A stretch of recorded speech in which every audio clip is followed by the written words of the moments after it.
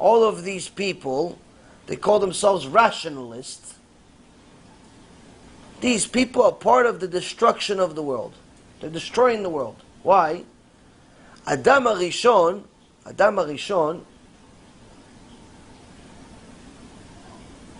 the Rashba says, what was really the mistake of Adam HaRishon? How could Adam HaRishon make such a mistake? Just if you learn the Midrashim and what the Torah writes about Adam HaRishon, he's a perfect human being. He said that just his heels were like two suns. He was huge. He was beautiful. He had the ultimate chokhmah. All of the neshamot in the entire world were inside him as one neshama. He was at such a high level that the malachim, the angels of HaShem, thought he was God. They thought he was God. They came there. They all came down from where they were. They came down. They wanted to do kadosh, kadosh, kadosh, and bow to him. And at that moment, they were about to bow to him. Hashem put him to sleep. Why? If they bow, you have to destroy all of them. You put him to sleep. Oh, he can't be God. Why? God doesn't go to sleep. Lo yanum v'lo yishan. He doesn't sleep, Hashem. So, that's not God. It's something else. Beautiful. It's not God. It's not God. So how could such a perfect human being, so much chokhmah, such chokhmah, he was able to, Hashem gave him the job of naming each creature. Now he didn't just name each creature with whatever made sense. Like for example, Leavdi, the guys from Google, they're very smart people. The guys that started Google. And I remember I watched a documentary about them many years ago, and asked them, how did you come up with this name Google? Like what does Google have to do with searching? What does Google have to do with all the things that you do? He says Google is like the biggest number or something like that. It's bigger than infinity. It's some math. It's like a math geeks type of knows what this means. And that's what Google means. Meaning it made sense to them. To their fans, I bet you 9 out of 10 of their fans don't even know what Google means. They just know it means search engine. They can't relate it to math. They can't relate it to a certain number, a certain... I don't know what it means. Watch, half the fans today go, Google, what does Google mean? And Google's going to respond. Google means website. Go back. Don't worry about the number. Go back, search for more stuff, buy more stuff on a website. Do not pass go. Don't collect $200. So now, we don't have Google for you guys to ask questions elsewhere. We ask questions about Google. Ask questions about stuff that you can buy on Google so Google makes more money. So now, such a perfect human being didn't name the animals because it made sense to him. He named the animals based on their essence. What is the essence of this animal? So for example, when he named Sus is the Hebrew word for horse. Sus is the word for horse. But Sus also comes from the root of the word that goes to right into the war, which is what a Sus does. The animal, the one animal that rides into war is the horse. All the other animal runs away. The Sus runs into Sus, the actual horse, likes war. He's a warrior. He's a warrior, the Sus. And all of the animals have similar names. If you look at the Hebrew and how it's made, similar. Another example, Kelev. Kelev is a word for dog. Kelev comes from the essence of the fact that the dog's essence is kulo lev. What's kulo lev? He's all heart. The dog is all heart. A dog, anyone that's been a dog owner, knows that the dog loves his owner completely. Even if the owner is abusive, like some of these evil people that abuse their dogs, they starve them, they beat them. I wish somebody beat the owners instead of the dogs. Why? Because the dog is such a loyal animal, such a good animal. It loves the owner, even if it has no reason to. It's created that way that its essence is to be loyal to its owner to the end. To the end. And that's why usually when you see these dogs that go crazy, and they bite the owner's kids or the owner himself, it's not so simple. It's not, oh no, it's just an evil animal because it's a pit bull, it bites. No, it's not true. It's not true. Pit bull, I had a pit bull for 16 years. It's better than most human beings. The reality is something's wrong here. Usually, it's sometimes because the play fighting, the dogs play, and sometimes the play went a little too far, and the dog doesn't know when to end. That's one reason. Number two, sometimes because they torture the animal. They torture the animal. Sometimes, number three, is also because the person that it bit is a stranger. It's not the owner. It's the owner's kid. So the dog is, is jealous maybe, or is or thinks that this child is maybe hurting the owner in some way. There's something to it. Or sometimes it's because the owners are just outright evil, like this guy Michael Vick, and all of the people that are like him that fight dogs. All of those people that fight dogs, really, what they do to these dogs to train them is outright abuse. I don't think they should get jail sentences. I think they should be killed, what they do. But even according to the Torah, you don't get a death sentence for torturing an animal. You get penalized monetarily. But some of these people are so evil, it's amazing to me that such people exist. They drown the dogs, they hang them, they do all types of vicious things. I mean, even if you go to Asia, China, Thailand, and all these places, they eat dogs. But now, unlike the rest of the civilized human beings in the world, when you eat a cow, first you kill it. You kill it, non-kosher way is obviously not exactly the nicest way to kill an animal. It's very vicious, but you kill it nonetheless. But the way these people kill the dogs, the ones that eat the dogs, is not only that it's vicious, it's just borderline inhumane. It's just not human. You see how they torture them, and for no reason.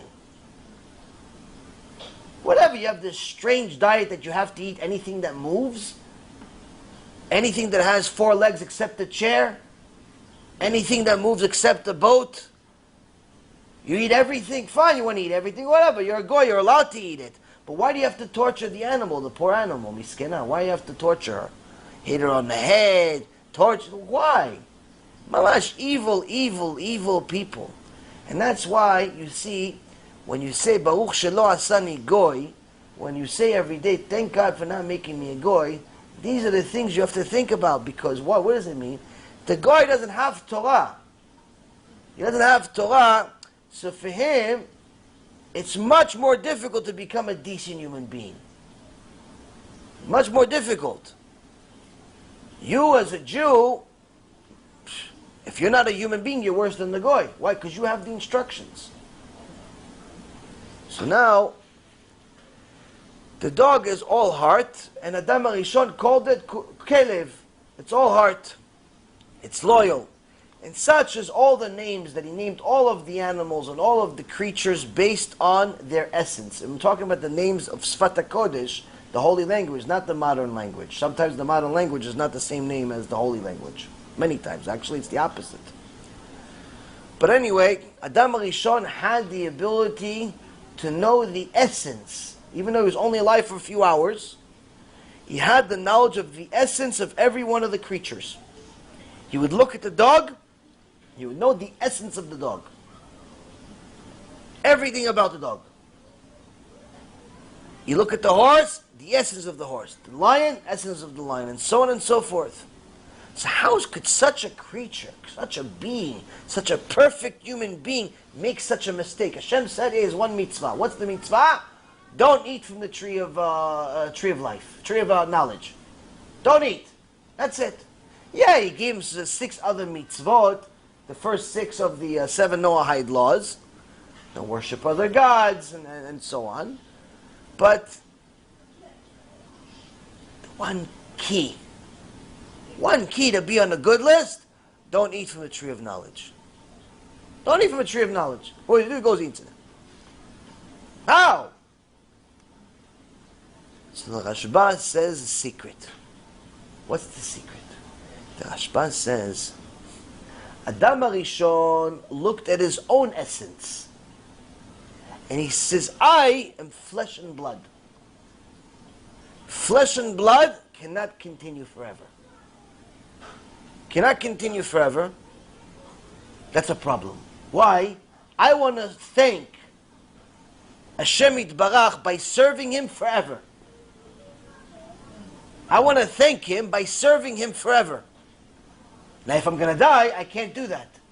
So now HaShem told me, don't eat from the tree of knowledge. He told me don't eat from the tree of knowledge, but I need to. Why? It makes sense for me to eat from the tree of knowledge because that's the only way that I'll know where the tree of life is. If you remember, in the Torah, when it talks about the trees, Hashem never said, don't eat from the tree of life. He never said that. He said, don't eat from the tree of knowledge. So you ask yourself a question, why didn't Adam HaRishon just skip the tree of knowledge and go straight to go eat the tree of knowledge? Because what does he want really? Be'emet, what does he really want? He just wants to live forever. Why? So he can learn Torah forever and serve Hashem forever. That's it. He doesn't want to go against Hashem. He rationalized that if I'm going to die, I can't serve Hashem forever. So rationally, it makes sense for me to live forever. So I could go and eat from a tree of life. Because Hashem didn't say don't eat from there. He didn't say you don't eat from there. He said don't eat from a tree of knowledge. Tree of life, he said nothing. So I got to go find it. Problem is, the Torah says, if you look at the Sefer Bereshit, chapter 2, it says, ויצמח אדוני אלוהים מן האדמה כל עץ נחמד למראה וטוב למאכל ועץ החיים בתוך הגן ועץ הדעת טוב ורע. Translation, chapter 2, verse 9, and Hashem God caused to sprout from the ground every tree that was pleasing to sight and good for food. Originally all the trees were food. Also the tree of life in the midst of the garden, and the tree of knowledge, good and bad. So wait a minute. So now it talks, this verse mentions both of these trees, the tree of knowledge and the tree of life. It says the tree of life is in the middle of the garden, is the midst of the garden. Betoch agan, inside the garden. Betoch means inside the garden. And the tree of knowledge, he doesn't say where it is. But Adam HaRishon knew where it is. How do we know he knew where it is? Because he ate from it. That's how we know he knew where it is. You don't have to be a genius. You have to look for Pasuk. How do you know where it is? Because he ate from it. If you ate from it, that means you know where it is. Okay, wait a minute. So now, where's the tree of life then? It's in the midst of it's betoch hagan. It's inside the garden. Where is inside the garden? It's big. Where is it? That's the problem. That's exactly what Hashem is trying to tell you. He knew where the tree of knowledge was. But where inside of the garden, meaning the middle of the garden was, he didn't know. He couldn't find the tree of life. So he said the only way that I could find the tree of life, he rationalized. How? I need to get the knowledge. Knowledge of what? Knowledge of where the tree of life is. So he thought, I can make an avirah for a mitzvah. It's not that I want to go against Hashem. Chas v'shalom. I love Hashem. I want to serve Him forever. So I need to make a small little avirah. I need to make a small little sin. To what? To go eat the tree of life that I'm allowed to eat. But I don't know where it is. So instead of wasting time looking, I can spend 1,000 years looking for it. I'm wasting time. Maybe I'm going to die before I find it. And Hashem is not served during that time. So what do? I'm going to rationalize. What do you rationalize? I'm going to eat quickly. Small little avirah, small little bite. Oh, my brain opened up. I know exactly where the tree is. I can go eat from the tree, and then I can serve Hashem forever. Hashem says, you destroyed the world. You destroyed the world. Why? You rationalized. I never told you the Torah is supposed to be rational. And anyone that wants to rationalize the Torah in every single turn, of course there's many things that are rational. Of course there's many things that do make sense. But that's not the reason why we do them. That's not the reason. You're not supposed to serve Hashem because it makes sense. You're not supposed to fulfill a mitzvah because it makes sense. You're supposed to do because Hashem said so. We are meant to be a light unto the nations, not to follow their misguided practices. Remember, every Jew has to remember that he's a Jew and she's a Jew. We don't celebrate non-Jewish holidays, even if they seem harmless. It's a zilzul, disrespect to the Torah, and could lead to Chilul Hashem.